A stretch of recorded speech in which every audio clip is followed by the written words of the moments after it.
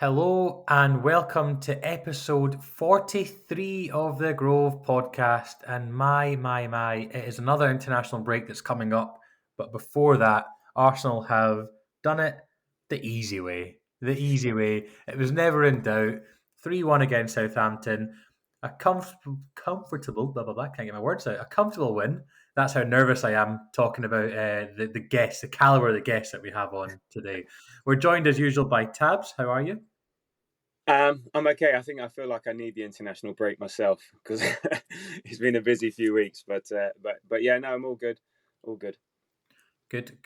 And today we are joined by a very somber looking but very positive looking whale. And I love the cap, and I love the hat over the cap, and I love the stress ball, and I love the peloton in the back, and I just love you. We're just trying to stay fit over here, man. We're trying to stay fit. Good afternoon, fine sirs, and everybody out there in Podland. We're back. Ah, God, it's good to be back. This feels like the original crew. You know, this is what started off, and look how far we've come, and it feels good to be back. So we played against Southampton yesterday and or on Saturday. A 3 o'clock kickoff. Whale and Tabs were there. Very luckily, got to watch the game. I watched on Sky Sports News. I followed purely legitimate, news reports on Sky Sports News, and so had a chance to rewatch the game. I'm going to start with the highlight and low light, guys, and then I'll throw it over to you two. My highlight for the game was the impact of the substitutions. When the subs came on in the second half, it just felt like it was just like it gave everyone a lift, and Martinelli and Trossard and then Marino, I think, pretty much came on at the same time, and it was just it worked. The firepower they gave was brilliant. So I really liked that. That was my highlight. My low light from the game was our first half performance in general. I think it was very flat. It was very weak. I think we lacked a lot of that kind of final killer pass.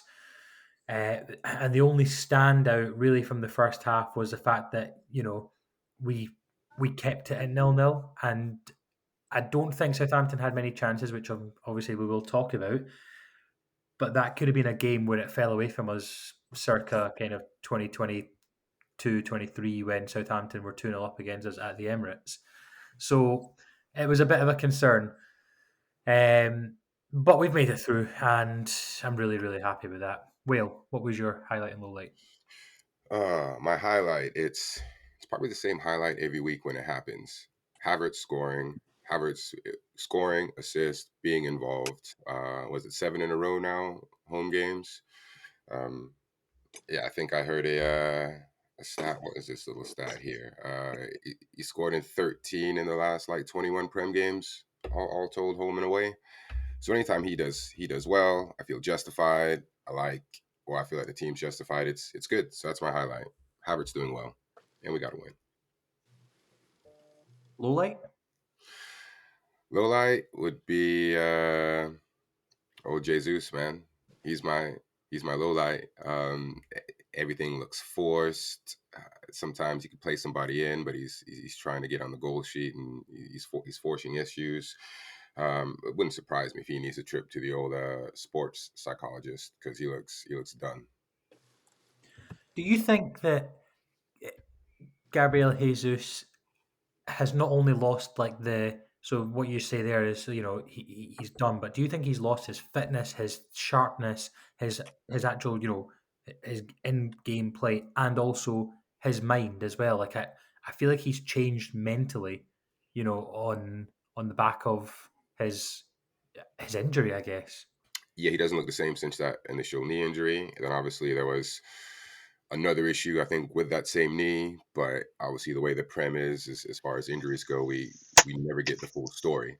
And then there's always the hammy. I don't think he's ever come back from that. And I don't anticipate him ever getting back to that form of when he first played for us 2 years ago. Okay. Tabs, highlight and low light. So in terms of my low light was when I spilt Guinness on my new white trainers. Thank you, Whale, for spotting that. They're in the wash now, so hopefully they come out pristine and brand new. No, in terms of the it's a joke in the zone. In terms of the low light, it was a bit of the antsiness of the crowd. It's amazing the tension and it's going to be a long season, and we may not score until late on, or it may take a while to break down these teams who are low blocking us or defending for their lives and stuff like that. And I feel that then translates to the players. And I think sometimes we just need. I was telling the people around me, like, just relax, it's fine, it will come. And granted, okay, there's 10 minutes to go, fine, get a bit antsy. But this was like at 50 minutes, and it was 0-0, and it was like really, and people started getting on players' backs a little bit, like Jesus and stuff like that. It just sort of like, we need to chill the fuck out sometimes. Sometimes we're a good team. It will come. So I know there's high stakes, and then City are winning and Liverpool won, and that's there. But I don't. It's only October. I don't think. If we want to survive through to May, there's going to be a lot more tense games than at home to Southampton when we're killing them. We just need to find the final end product. So I just. So the low light is just, I think we need to chill a bit and just sort of like, have faith that we can do stuff. Instead of highlight, I was going to say that the Havertz goal was stunning, but well took that one. So uh, Starboy Saka, he does it again. His numbers are through the roof, and I think we'll get through there. He's every week in, week out, and I think we appreciated him, but I don't know if we take him for granted. I know, but if we bought him in and we'd bought him for X amount of £1 million and stuff like that, I think we'd be eulogising and a lot more than just the fact that he's just grown up through the ranks and what he's become. And he's a stats monster. He's there. He's clutch. He's the man. And yeah, so his performance and just coming up with what he does, I think it's fantastic. So I'd say then he'd be my highlight for the for the game. I was watching the game with a Rangers. Can you believe I sat with a Rangers fan? Like, as in Rangers of Scotland, not even QPR. This is like the disgusting Rangers. I was sat watching with him, and he was one of my friends, a lovely guy, to be fair. And he was saying, "Oh, look at the Emirates. It's such a commercial club. Rangers are, such a family club. One for, like one of those old-fashioned places. All this nonsense." And then he was chatting about Kai Havertz. He was rubbish, and then suddenly Kai Havertz scored, and I just got up and literally, as if he was an away fan in the stadium, I got up and celebrated in his face, fist pumping and everything. So it was quite funny, quite nice. But Kai Havertz, if you think about him, in fact, it was. Sorry, Tabs. I can hear that paper rustling, and it is. I almost lost my train of thought because I'm watching what you're doing, and I'm like, you love that. You love your notes. You guys remember Kai Havertz this time last year got given the penalty by Saka and Odegaard, and how timid and how shy he looked, and how he didn't want to take it. And look at him now. He in the 90th minute he was still winning duels, and I just think that's like what a player he's become. And did you guys also see? I don't know if you follow him on social media, but did you see his post? He put a picture of him playing, and for the location, he put home, and that was just Mm. like, yeah, I love that. I love that. In terms of starting lineup, then Thomas Partey at right back was really, really interesting. I think we obviously Tomiyasu was on the bench, but clearly he's not match fit enough to start and play potentially 90 minutes. But Thomas Partey played a right back, and then obviously Jorginho came in into the team, and then Sterling and Jesus. And I did kind of think pre-match that it was going to be the case where, um, you know, Arteta changed it. But Will, what were your thoughts when you seen Thomas Partey's name second on the list on the team sheet? I didn't have an issue with him playing right back. I have the same issue anytime I see Havertz not playing up top because we don't play as well. So anytime I see him sort of in the middle of the pitch, um, I feel that our offense is going to struggle a little bit. It normally does, and it did today. The lineup itself, when I looked at it, um, I didn't think the starting 11 was good enough to convincingly win the game, but I knew our squad was good enough for us to win the game. So I'm happy with making those sort of substitutions because you gotta rotate some players. So I'm fine with it. I'm just glad that it wasn't one of those old Wenger days where you wait till like the 87th minute to put the subs on. I mean, I think he put the subs on and sort of all of them sort of around the 60th minute, and gave them enough time to sort of impact the game. So yeah, it turned out all It right. turned out all right. Good. I think Tabs, you need to click the wee microphone button on your on the screen so you can speak. And whilst you do that and unmute yourself, I also think that it, Thomas Partey had good a good game, but I also think that it was quite interesting to see him and Saka linking up on the right hand side. It feels like they'd trained all week in that case, doing that. But Tabs, I know you've got kind of like you've got an opinion on, or you've got notes here, so I'll let you kind of talk about what you think of the lineup and if you think it would work in future games, or did it just work, or was it damage control because it was Southampton? Yeah, I mean, look, yeah, I've always got an opinion. That's nothing. That's never no risk there. Look, if we don't rotate for this sort of game against Southampton, second from bottom, when are we? And I think it's a calculated risk. You've got to do it. I think as we were saying before we started, you've got to give these players minutes. We can't bring them in when we need them later on the season. It's completely raw. And to be honest, this team should be good enough to beat Southampton. Yes, look, there will be issues. Players not used to playing with each other. I don't think Jesus and Havertz work in the combination compared to Trossard. Partey at right back, it was needs must. Remember the beginning of last season? That was actually a decision that he made as a proactive decision. This, I think, was reactive. No Timber, no Jorginho, Tomiyasu just coming back. I mean, it was funny when Tomiyasu came on and some guy shouted behind me, "Why the fuck didn't you start him?" I was like, "Oh, for God's sake!" I had my head in my hands. He's like, "Yeah, he's come back from a major injury. He's never going to be able to start 90 minutes." So, no, I was quite happy with the team. It's just that it didn't turn out how we wanted. So Sterling did all right. Jesus, he's struggling, man. He's trying hard. He wants it. You can see it's just something's not there. I think he's fit. Just something's not right. But and Arteta was happy with the changes, and he alluded to it in his quote, saying about they deserve to play, they need to play. We just again the first half didn't turn out. We could have easily gone into halftime 2-3-0 up if a couple of blocks hadn't gone the way of Southampton. If things had gone our way more, it just didn't happen. So I think the narrative of the game changes based on the scoreline, which is very much always what happens. But also it shows what a good squad we have, and the fact that we can put some players in reserve and then a great bench to come on if we need to. So I think it shows a lot. But I'm going to be more on the positive side. And unless you do these things, you're never going to learn. You're never going to evolve. And so yeah, I was quite good with it. Quite happy with it, to be honest. And it was nice to see Tomiyasu back, I guess. It's nice that he's actually alive. And I think the only other person that we're wondering where he is Kieran Tierney and if he'll ever play for Arsenal. Let's talk about the actual game now. So from watching on TV, I'm assuming it was much the same as how you guys felt. It felt like it was the first half it just feels like it was we just didn't seem to click. I think the players were all finding their feet almost. It was really weird. It was almost like we were playing for a draw for the first half and then we'd kill them with a sucker punch, a 1-2 in the second.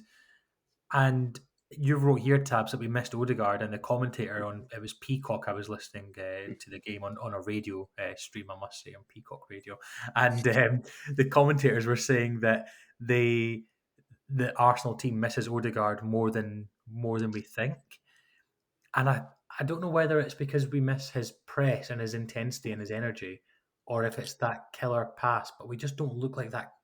Certainly, in the first half, we never looked like that killer team. And even the defence looked, I must say, Calafiori was unbelievable, but through the whole game.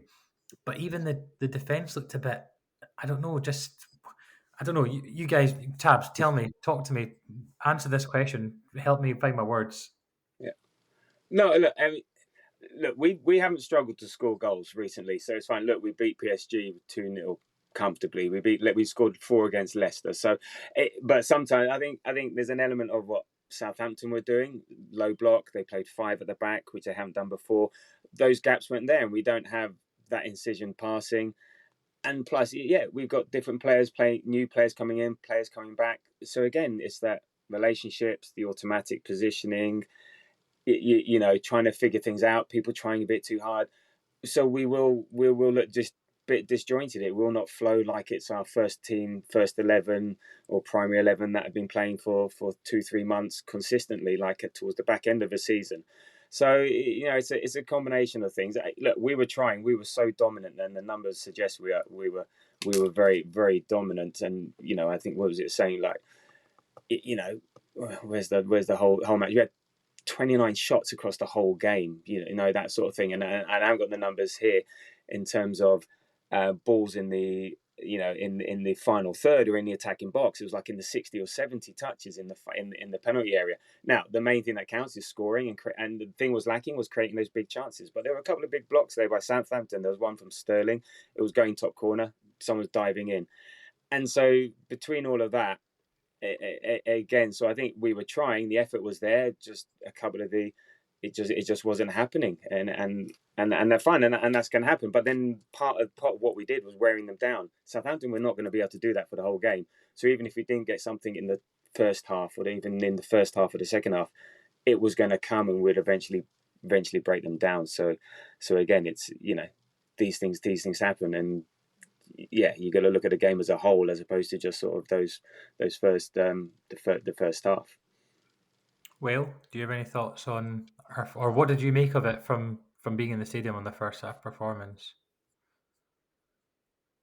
Yeah, similar to what essentially what Tabs was saying. I mean, we had some chances early on, especially first sort of 15, 20 minutes. I mean, I think we had a nice little shot on target ish, first 2 to 5 minutes. I mean, not to beat a dead horse. Well, number one, do we miss Odegaard? Excuse me. I mean, he's one of our best players. So you're always going to miss one of your best players. In respect to what you said with the press, funnily enough, I thought we pressed really well, especially the second half. I mean, I think definitely maybe another one of our goals came directly off of sort of a forced error off of the press. So Sterling especially was running around doing a lot of stuff, showing a lot of effort. So I was happy with that. Again, I think a lot of our sort of first half sort of struggles or near misses was Jesus making the wrong decision, where the ball was sort of stuck at his feet, and he's like, "Oh, should I do this? Should I do that?" There was an opportunity where he could have played Trossard in, but he didn't because he wanted to take a shot on goal. But there's 2 guys in front of him. Like, what are you doing? He's just not there, and I'm not mad that he got game time, because we ended up winning, and Arteta obviously knew that we had the bench that if it didn't work out, we'll just sub him out. It's fine. All we need is 30 minutes against Southampton. So everything worked out fine.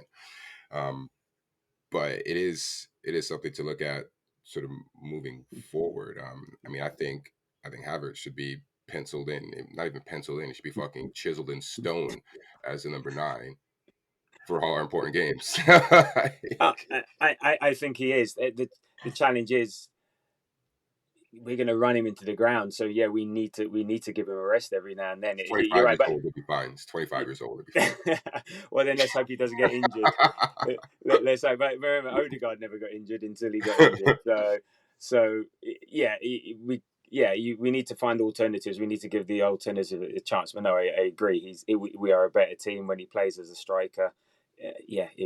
We're pretty much unbeatable. So yeah, no, I'm good with that. But yeah, I think from the Jesus thing, I think it's funny. Like, a lot of players we've gone past, and he came in with such a bang, and that first half of the first season, him and Zinchenko, they sort of changed our view on things. But the injuries don't help, and now we're sort of going past him, and so now I don't see him as a striker anymore. I think Trossard has surpassed him as a striker. Havertz definitely.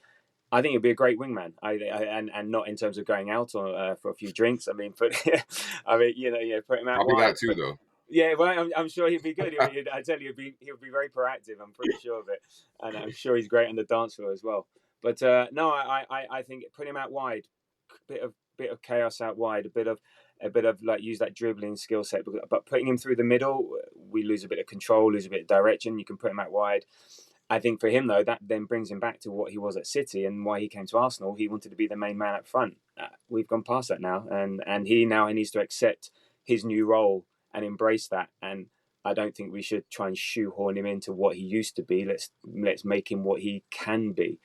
And again, won't be too down on him. Look what Nelly's come through a bad patch, and look at him over the last 3 games. So you can work through this. You can coach them through this. But I think I can't remember if we said it now on the pod or beforehand. It's a mentality thing. Jesus now needs to change his mentality in terms of who he is and what he represents and what he gives for Arsenal. He's got to look forward, not backwards. And I think then maybe we will get something a lot more out of him. Second half was a lot better than the first, and I mentioned at the start of the podcast that it was as a result of the substitutions. But I think that also shows you just how much we have evolved from the likes of Jesus and Zinchenko and players that we signed at the start of this kind of, mini project, if you like, in inverted commas. And Sterling, I don't know. Sterling, I'm undecided on. He's a good option to have. He's good to just put on the pitch to rest players and whatnot, and give the likes of Saka, Martinelli, Trossard, and Havertz as well, I guess, some rest, and he can play in the Diddy Cup games that I'm sure I'm sure that Arteta will want to rest the players in. Just before we talk about kind of second half stuff, I just want to mention how dominant we were in the first half, even though it looked like we weren't actually firing on all cylinders. So we had the from the first half alone, 70% possession to Southampton's 30, 1.2 XG. They had literally nothing. They had one shot on target, and I think it was from way out of the box. I don't even think it was classed as a shot on target. And then we had the kind of the one chance. Do you guys think, just out of interest, in the first half, was there any? I don't think there was any VAR check for any potential penalties, and there was nothing like that at all, was there? In terms of Sterling went down in the 7th minute. I think he stumbled more than anything, but that was it. I don't think he even went to VAR. The one interesting one was, again, this would have been a yellow. Dibbling. He was already on a yellow. It was right in front of me. I think he took a dive. Yeah, that's right, and that was right before half time. But there was no second yellow for simulation. But there was no free kick at the time in the stadium. I was like, not every foul is a free kick, and not every falling over is a dive, and somewhere in between. But then people are saying online, I haven't had a chance to rewatch it, that could have been another yellow, and I think the referee bottled the decision. And actually on Dibbling, so it wound me up. His socks, and surely he should have got a yellow card for improper dress as well. So unless he had literally postage stamp shin pads, it's like I would have given him a fucking whack on the shins just to like teach him a lesson. Sorry, that was just a bit of a bugbear of mine. That's okay. Interesting. I don't remember his socks, so now. Well, you could barely see them. I think they were virtually trainer socks by the time they're at it. You look at Emile Smith Rowe and Jack Grealish and all. That's just the new fashion, and I'm sure Gianluca will start doing that in a couple of years as well. Well, I'll be kicking him in the shins just to see. Or he'll be cutting holes in the back of his socks like Saka does. Okay. But the second half, to the first half domination. Sorry, you were saying on the first half domination, 14 shots we had, But I think come to the point we only had one big chance. So I think it just came to that chance creation, that first half. Okay. Yeah. Chance creation and also killer instinct, I would say. Yeah. Second half was a lot better, but Southampton and Russell Martin seemed to just, tell them, just go for it. Just go for it. And go for it. They did. They almost scored in the first kind of 5 minutes of the second half, and then Cameron Archer scored in the kind of 56th minute. Sterling lost the ball. I don't think it was a foul. I don't think, they were saying on commentary about it being a foul, and they think it should have been checked by VAR. But no one on the ground, I think, thought it was a foul either. He was just he should have been stronger. Yeah, he should have been a lot stronger, and he lost the ball. And what really annoyed me was he stayed down and didn't even attempt to get back up. And yes, the ball was long gone, but he stayed down. And I've seen those types of fouls given, but I don't think he was going to get it at all. And Saliba kind of got done. I'm not going to lie. We love Saliba. We are a big fan of William Saliba on this podcast. But he got done by Cameron Archer. He was flat-footed. If you look back, you'll see he's flat-footed. He's pedaling back towards goal, and Cameron Archer just uses his body to shoot. And I think you wrote here, Tabs. Could Saliba have done better? Not much else that he could have done. I think he could have been a little bit more kind of aggressive and go to him instead of backpedaling. I think if he had put Cameron Archer off a little bit and forced him into a shot a lot earlier in that phase, I don't think he scores. So Yeah, I mean, it's what Saliba could, and I guess it's always easiest to say should have done. He just should have took 2 steps forward and played him offside. Like when you're like he was right there with you, and then when the ball was dispossessed, there's only one pass that guy's gonna play, and that's gonna be to your man going to goal. So just take a big step forward. You're a fast guy. One of the benefits of being quick and fast is recovery speed. So even if you don't play him off, you got to back yourself to have the speed to get back and still challenge the play. So when it happened, when I rewatched it on Match of the Day, I'm just thinking, oh, you just should have tried it. Like take a step forward, play him offside, boom, it's done. Make the rest make a fucking call. Yeah, I think maybe when he was in the position covering, I think he gave him too much space. He could have closed him down a bit sooner, or but he showed him. I mean, it's a good finish by Archer. It's the only place like Raya was at full stretch with the dive. It was. I think it took a little nick, but I don't know. You've also got to give credit to Archer for putting it in the one place that you can't cover the whole box, and maybe maybe the one thing is I think closing down a bit more, so to maybe make him rush the shot. But I think Archer had time on the board and he placed it into the one spot, and it was I was right behind it. You could just see it. I was sort of like, oh, it's going wide, oh no, it's going in. It's like I think also Wales, you would have had a really good view of that shot as well.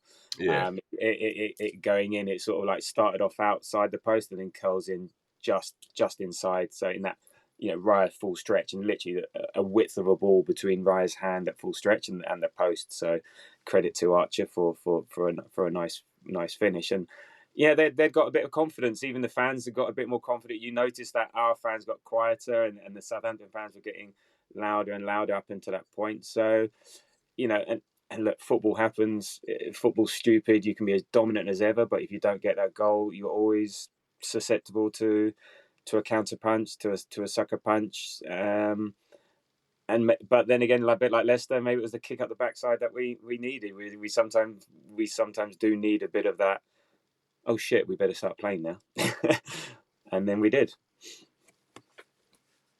And then Kai Havertz saves our life again. Kai Havertz I would be absolutely okay for Kai Havertz to give me CPR if I ever had a heart attack, because I think he would come in clutch and just great. So I've got an apology first off to make before you guys talk about the 2 goals we scored, or the 3 goals we scored, right?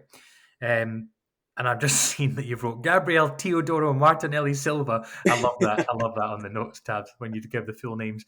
The apology is to Bukayo Saka. I asked more of him on the last episode, and I didn't expect him to listen to the pod and take my advice, but he did.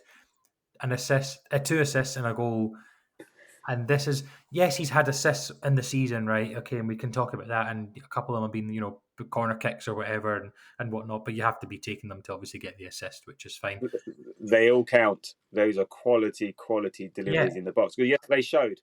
Delivery into the box wasn't that great. So when it works, it's good.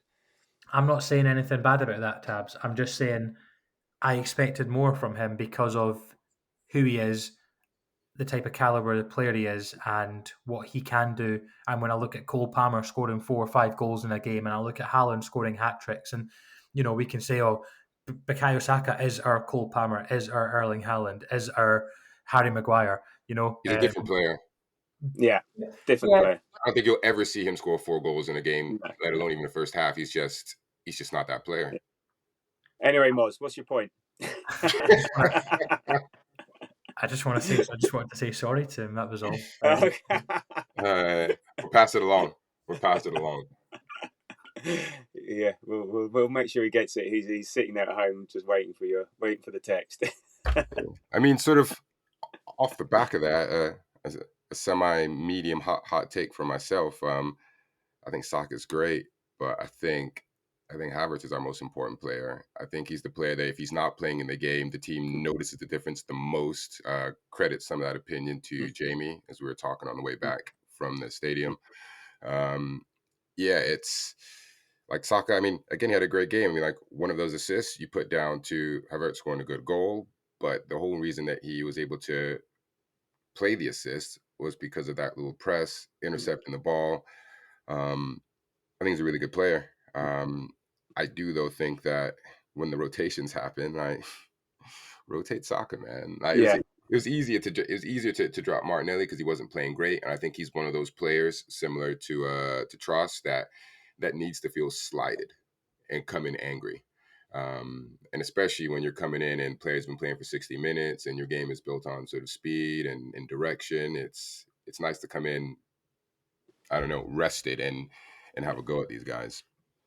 No, I mean Saka he's fantastic. He's a different player. I think you're right. We have options in the Saka position versus they're not up to scratch in terms of stats and output. But yeah, Havertz. If you don't have him, we are a different team. I think because we don't have Odegaard, Saka becomes more important from the assist perspective and creativity perspective. So not having Odegaard and not having Saka would be problematic, and that would mean most probably why if Odegaard's playing, then I think you've got more liberty to take Saka out of the team. Without Odegaard, I think it doesn't become an option. But and this is a reference to some fat prick on Talk Sport. Imagine if he was world class, what would he do then? So, but so what is it? So yesterday's game, 1 goal, 2 assists, 7 shots, 7 key passes.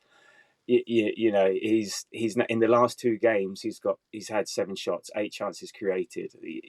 He's just a stats bomb. He's just creating. He's just involved in everything. He's like the 5th Premier League winger to score and assist in 90 plus goals at the age of 23. He's like this out of all the Arsenal players. He's like the 6th now most assists in Premier League history, and he's only 23. And you got only Bergkamp, Henry, Cesc, Ozil, Ramsey, Walcott ahead of him. He's just, he's the man for us. He's and the way he delivers, and it's weird. It doesn't always look like it. And I was critical in the Leicester game. I thought I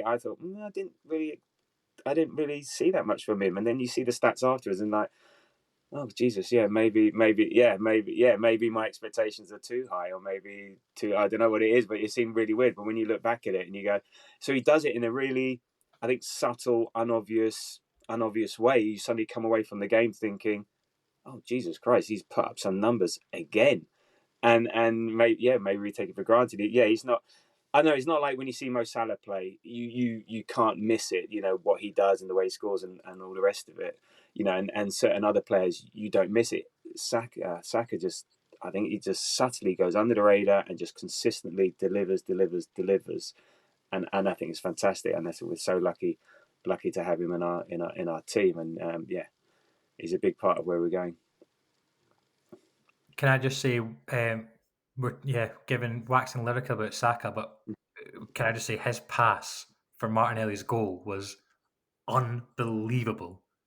That pass was probably the best assist I've seen all season so far from anyone.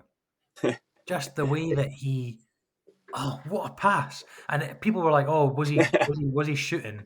Was he shooting?" But no, I think he was going for Martinelli. Another really crazy stat is on Gabriel Teodoro Martinelli Silva.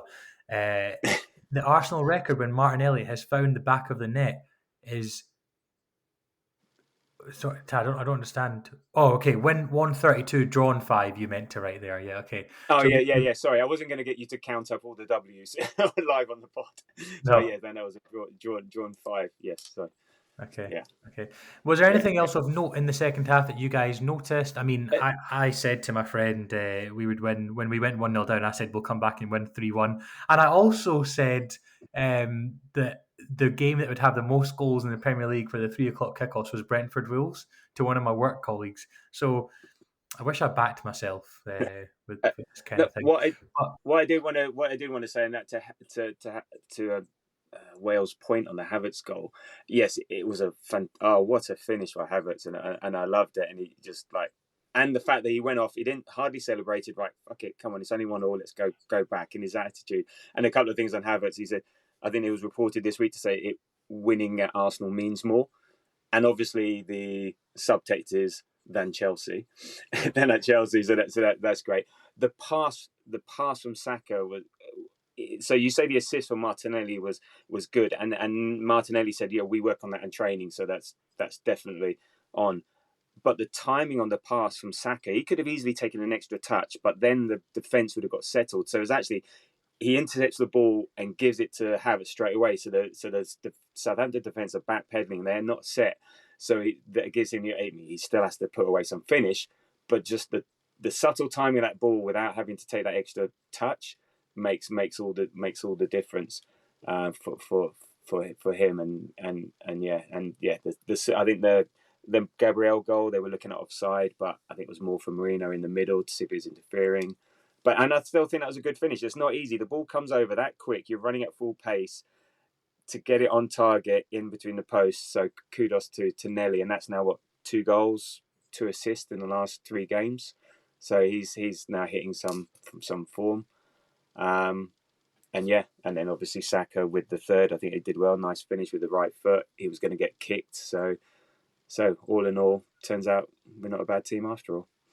Yeah, I want to echo that. The finish from Martinelli was good because 9 times out of 10 you see someone hit that into the side post, or it crashes off the side netting, or crashes off the post and kind of goes out for a corner or whatever. So he did well.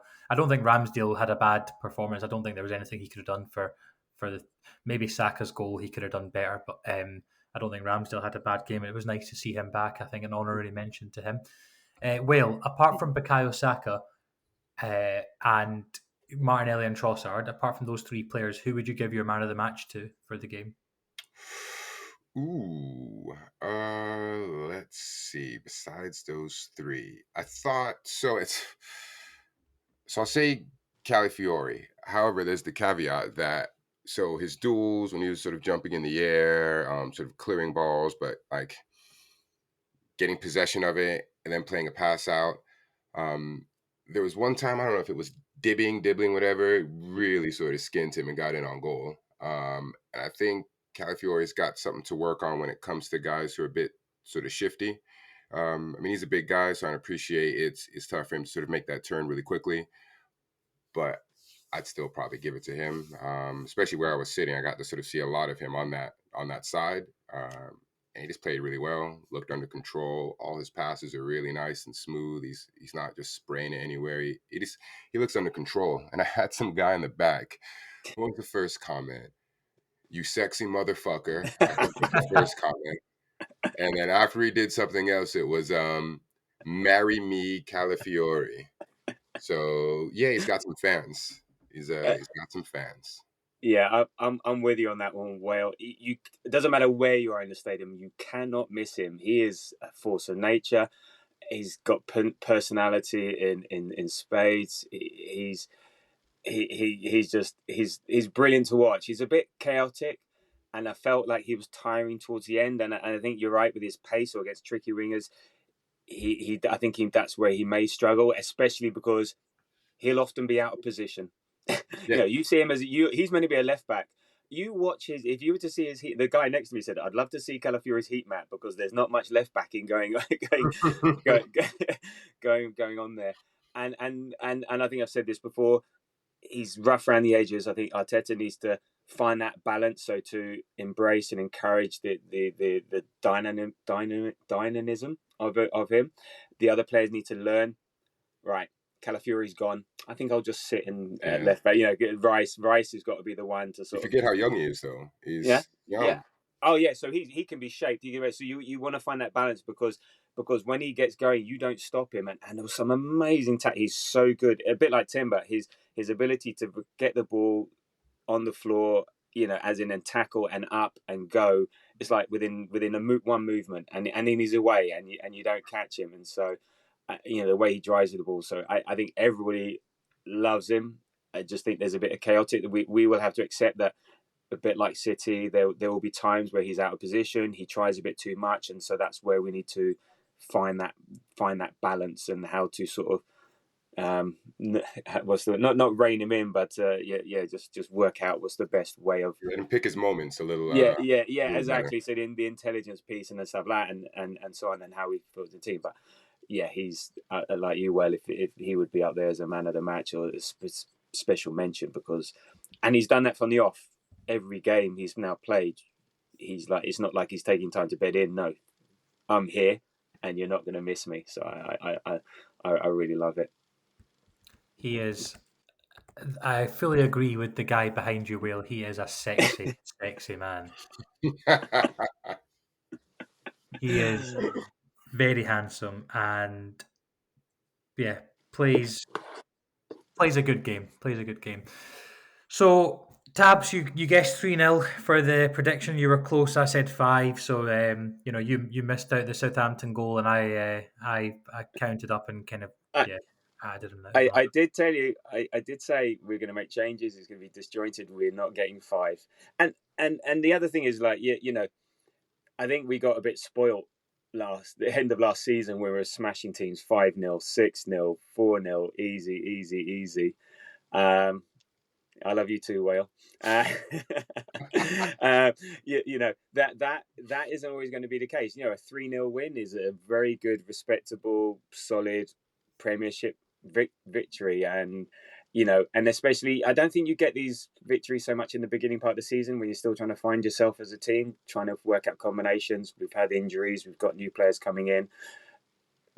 More towards the back end or the second half of the season, that's where I think you'll find that we'll start to rack up the goals and stuff like that. So yeah, that's why I was a bit more. Yeah. You know what's better than 3-0 though, right? Huh? You know what's better than 3-0? 4-0. Yeah, you got it. but what I'm trying to say is like, I just think I didn't think it was ever going to be that sort of game, no matter how shocking Saints were, and yeah, there we go. So yeah, I'm just patting myself on the back, basically. Kai Havertz also is now the second player ever to score in 7 consecutive games, and it just doesn't look like he's ever going to, at the Emirates, and it doesn't look like he's going to stop. Yeah, home matches. So he's on fire and fuego. Yeah. Fuego, indeed. And Shakhtar next. Yeah, so Shakhtar next. So it could go to 8 if he plays. Can I just say it was really funny? Not funny, I guess. Ian wouldn't have found this funny. So Ars Cannon picks. I don't know if you managed to see it yet on social media tabs, but he tried to get a later flight from Ireland to come to the game, and the flight was delayed, and he was doing like a live rundown of his whole journey. And so I had that in the morning to kind of follow, and it was really nice to follow that. And then I had the stress of the game. So I just thought I'd give an honorary mention to Ian because it was really interesting to see just to see his day and getting on the Stansted Express, and then he made it to the stadium with 10 minutes to spare. It was brilliant. So shout out to Ian. Thank you for reposting our last podcast as well to all your followers. The international break is coming up, and it's going to be the last one for a while, and I'm kind of glad because I fucking hate international football.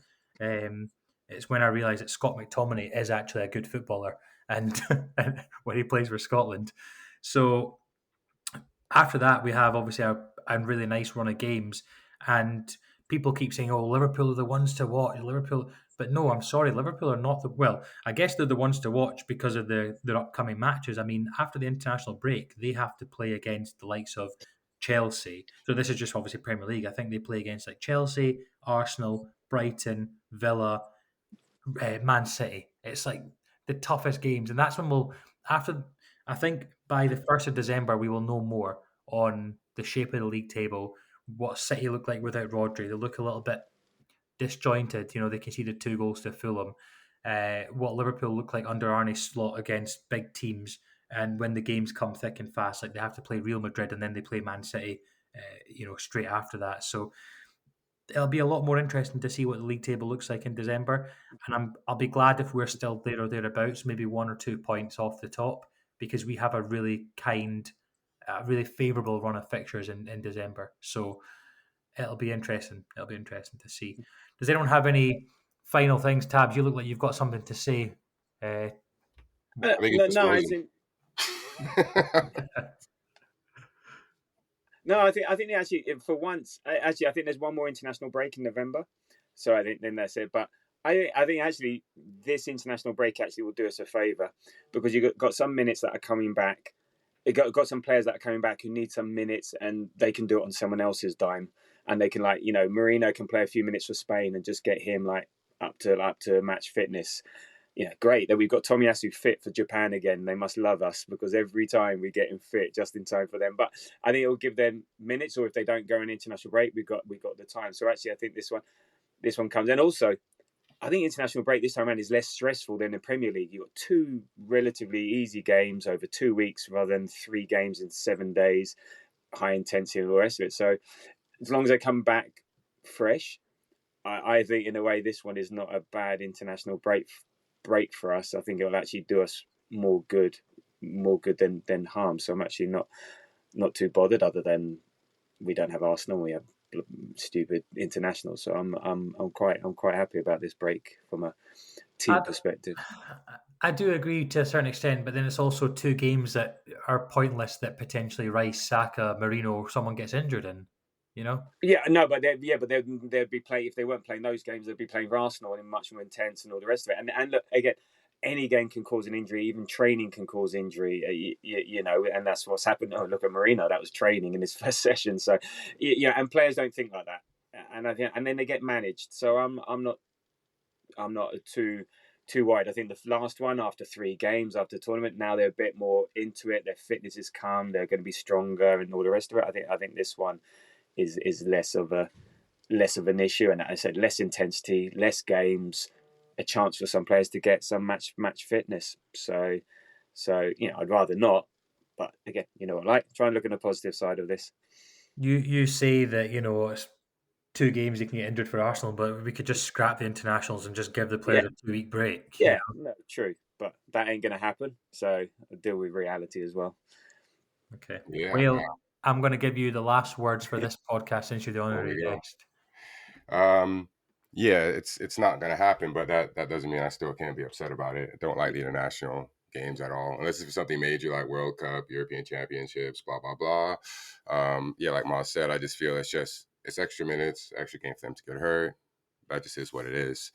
I've got what I consider to be a very mild take, but based on what's been happening sort of all year long, and what I've been seeing in the Grove chat, and I've just been lurking in the background. Especially Tab is one of the main ones on this one.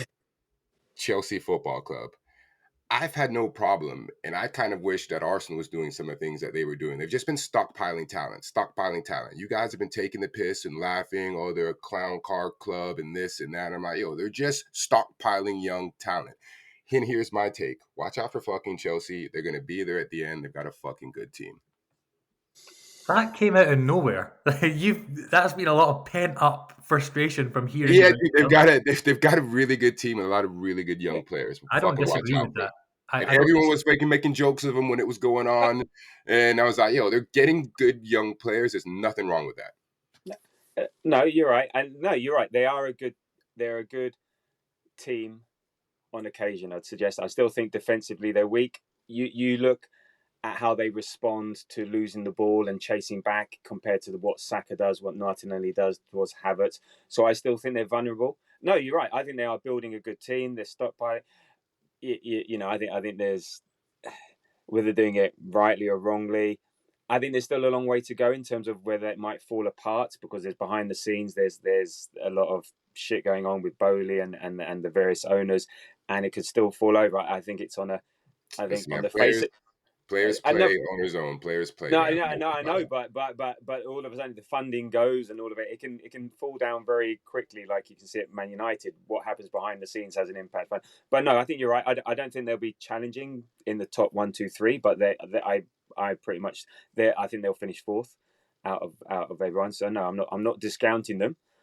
I hate them, so I'm going to fucking put them down where every opportunity. But it doesn't mean that behind the scenes I'm not like a bit. Yeah, they concern me a bit. The fact that the way that they're able to use their squad in the whatever tin pot Europa Cup, and they might win it, and they'll be like, whatever. So yes, there is an element of me that is a bit concerned, but I still think there's enough vulnerability there that they will be exposed. They won't be able to be consistent, and I think it's a house of cards potentially waiting to fall at any moment. But that's the positivity in you. You're just like, you're hoping that. Yes. That's the positivity. Oh, please. And I would revel in it.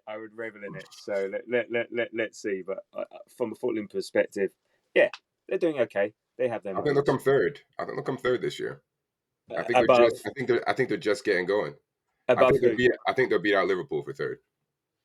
Yeah, this is not the Cobham podcast, and I don't like the Chelsea talk, because it just I've just listened to Tabs so much about how he hates Chelsea and how he can't stand them. But Wale makes a very good point. You look at their squad, and they do have their defense isn't great, but they do have like Levi Colwill and stuff at the back. But they do have Sancho, Palmer, Madueke. They are good players, and they would be squad players for an Arsenal team. They would. Yeah, but when the going gets tough, then let's see how they react. It's fine when the sun is shining and they're scoring goals, and Palmer's this and Palmer's that, and Jackson's done good. He's got good numbers, and he's not a bad player. But let's see what happens when there's a bit of fraction, things aren't going so well. I think they're a good bunch of players, but are they a team? That's what people said about us 18 months ago. Yeah, but I some people still say that about us. Wait till the going gets tough. And because when the going got tough, 2 years in a row, we haven't done what we're supposed to do. I don't know about Maresca. I don't know what he's like. We'll see. Yeah, look, they concern me. That's all I'm saying. They concern me. I'm going to end the podcast there on the fact that we will find out what Chelsea are really made of in 2 weeks' time when they play Liverpool at Anfield. That's when we'll realise, what kind of a team they are. So anyway, enough Chelsea chat. Why are we talking about Chelsea anyway? Fuck it. Arsenal won. They're almost top of the league. And we're a good fucking team. And don't forget, Calafiore is a sexy bastard. Wale, Tabs, thank you so much for joining me on this fine Sunday. I hope you guys have a good rest of your day. Just give me a quick rundown, Wale, 30 seconds. What's your plans for the rest of your Sunday? So me and the missus, we're going to get some red light therapy at the spa, followed by some deep tissue massages, and then just probably a little bit of steam room, just relaxing on this fine Sunday. Red light therapy sounds like something I've had in Amsterdam before. Yeah, I was just about to say that sounds a bit dodgy. Just a disclaimer, I've never been to Amsterdam in my life, so that was a joke. That's so funny. I'm assuming it's something like for your skin or something, Wale. Yeah. It's for your skin. It gets down like for muscle therapy. It's something all the high performance athletes like myself get done every now and again just to keep ticking over. Yeah, did you not know Wale is 80 years old? He's the oldest member of the group. He just hides it really well.